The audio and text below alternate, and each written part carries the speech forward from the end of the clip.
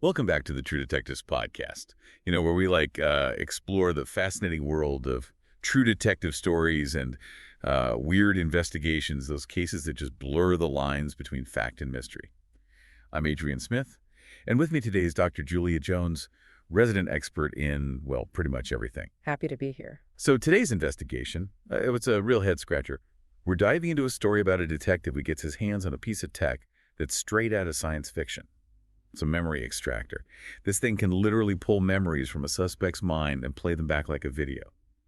Imagine no more lies, no more hiding, just pure unfiltered truth. Pretty crazy, huh? It is a fascinating concept, this idea of perfect recall, being able to just bypass deception and access the truth directly. I mean, it's still firmly in the realm of science fiction. But there are some interesting parallels to some real-world research in neuroscience and memory. Oh, really? For example, researchers have been experimenting with fMRI technology to try to detect lies by analyzing brain activity patterns. I mean, it's not quite the same as playing back a memory, but it does highlight the growing interest in using technology to gain access to our inner thoughts and experiences.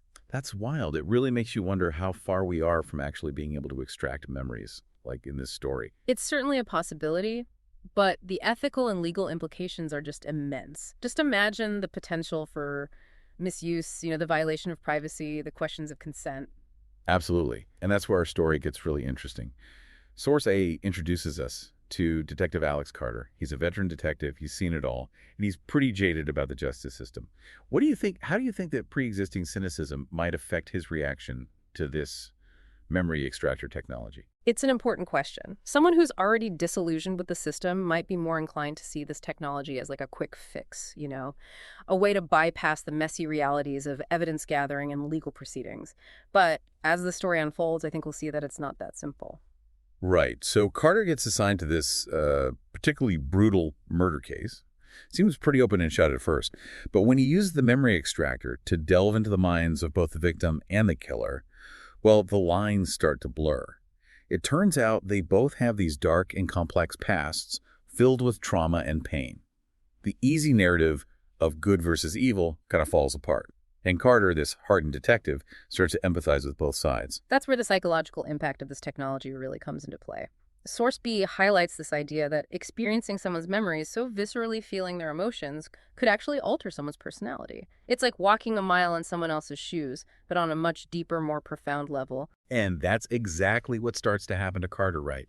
He becomes withdrawn, haunted by the memories he's absorbed. It's like he's losing his own identity in this sea of other people's experiences. Yeah, the sheer volume of raw, unfiltered emotional data would be overwhelming. It's not surprising that he begins to struggle with maintaining his own sense of self, his own boundaries.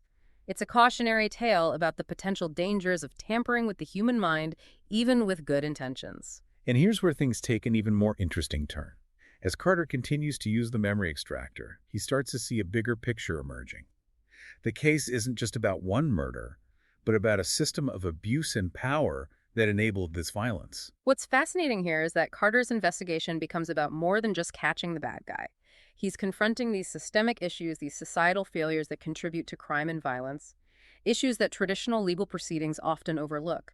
It's a shift from a narrow focus on individual culpability to a broader understanding of the social context. Exactly. And this realization completely changes Carter's perspective on the case and even on justice itself. It's a huge aha moment for him. And it forces us, the listeners, to think critically about how we approach justice. Is it enough to simply punish the perpetrator?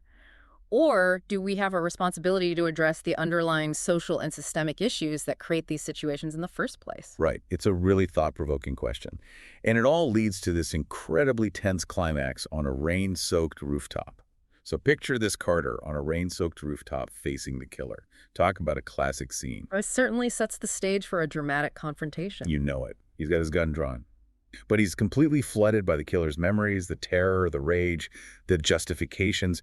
And in that moment, he realizes that pulling the trigger would make him no different. He'd be succumbing to that same cycle of violence. It's such a powerful turning point. Carter's grappling with the weight of all those memories he's absorbed, trying to reconcile his own sense of justice with the empathy he now feels for the killer. Exactly. So what does he do? He holsters his weapon. He chooses a different path. I think that decision says a lot about his character. He's breaking the cycle, resisting the urge for revenge. But as Source C points out, this doesn't mean he's letting the killer off the hook. He's just seeking a different kind of justice. Right. He remembers that web of corruption. He uncovered all those powerful individuals profiting from the misery of others, and he decides to expose them, to use what he's learned from the memory extractor to hold them accountable. It's like an interesting twist on the traditional detective narrative. He's using the technology that was meant to simplify justice to actually reveal its complexities, Yep. to show that crime and punishment are rarely black and white. Almost poetic, in a way. It is, and the trial, as you can imagine, becomes a media sensation. Carter, the detective, who dared to look into the mind of a monster, he becomes this symbol of hope, a testament to the possibility of finding justice even in the darkest of places. But for Carter, it's a hollow victory. Hollow. Why? Mm. He achieved his goal, exposed the corruption, brought the perpetrators to justice. True, but the scars, they remain. He's forever changed by that intimate knowledge of human darkness.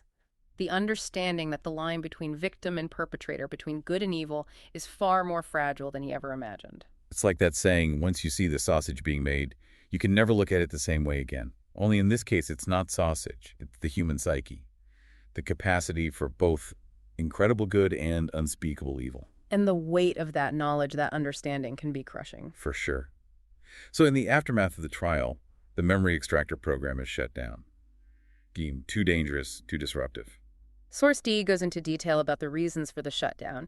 It wasn't just about the potential for misuse, though that was a major concern. There were serious ethical questions about privacy consent, the very nature of personal identity. Could a society even function? Could individuals even maintain their sense of self if their innermost thoughts and experiences were subject to scrutiny and extraction?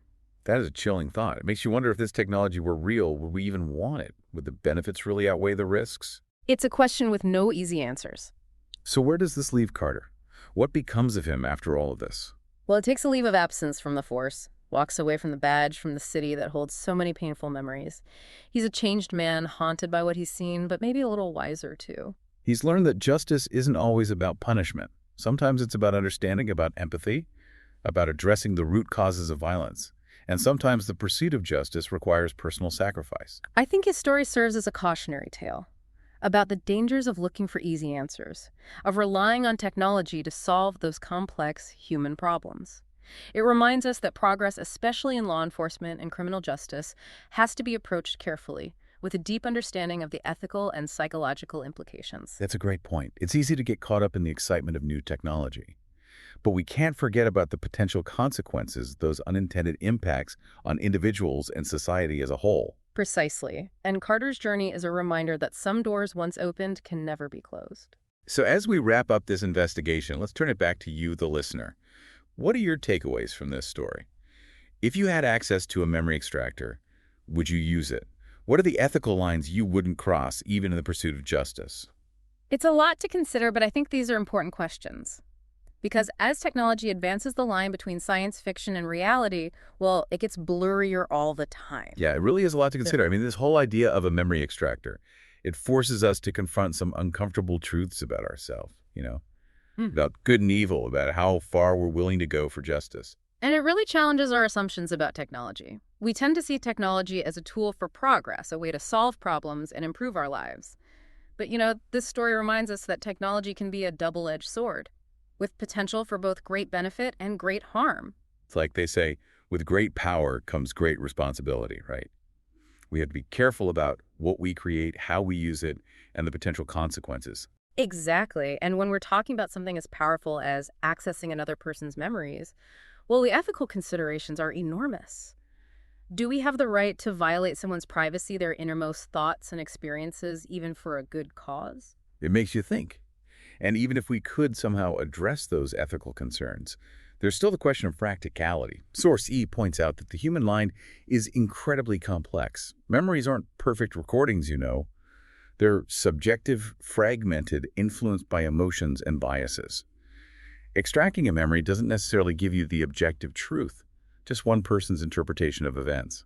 That's a crucial point. It highlights the limitations of relying solely on technology to really understand human behavior. We can't just plug someone into a machine and expect a complete and accurate picture of who they are or what they've done. Right. It's a reminder that justice, like the human experience itself, is messy and complicated. There are rarely easy answers. And that's where empathy comes in, wouldn't you say? Not just empathy for the victims, but for those who've committed terrible acts. Not to excuse their actions, but to try to understand the web of circumstances, the traumas, the societal failures that may have led to their choices. It is a difficult concept, especially with violent crime. It's hard to empathize with someone who has caused so much pain. But I think that's exactly why this story is so important. It forces us to confront those uncomfortable emotions, to grapple with the gray areas of human behavior. It's a call for nuance, for a more holistic approach to justice, one that considers not just the crime, but the broader context. And ultimately, it's a story about the human condition, about our minds, the choices we make, and the search for meaning and justice in a world that often feels chaotic and unfair. Well said. So to our listeners out there, what do you think? Would you want to live in a world with memory extractors? What are the potential benefits and risks? What are the ethical boundaries we should never cross, even in pursuit of justice? We'd love to hear your thoughts. These are conversations we need to have now, before science fiction becomes our reality. Couldn't agree more. And on that note, we're going to wrap up this episode of the True Detectives podcast. We've covered a lot today, exploring the potential and the peril of a truly mind-bending technology. But, as always, the investigation continues. Always more to learn, more to explore, more to question. So stay curious, everyone. Stay engaged.